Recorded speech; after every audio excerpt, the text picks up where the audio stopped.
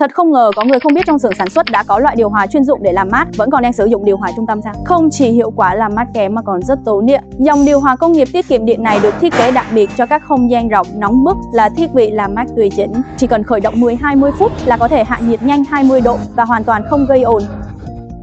Hệ thống ngoài trời sử dụng phương pháp làm mát bằng nước, tiết kiệm 51% điện năng so với điều hòa trung tâm. Một máy có thể thay thế nhiều máy điều hòa truyền thống về khả năng làm mát và diện tích phủ. Vào mùa hè nên dùng điều hòa công nghiệp tiết kiệm điện để làm mát nhà xưởng. Giải pháp làm mát này tiết kiệm chi phí. Bạn có thể để lại bình luận về loại phân xưởng hoặc nhà máy của mình. Chúng tôi có kỹ sư làm mát sẽ đến tận nơi khảo sát, lên phương án và báo giá.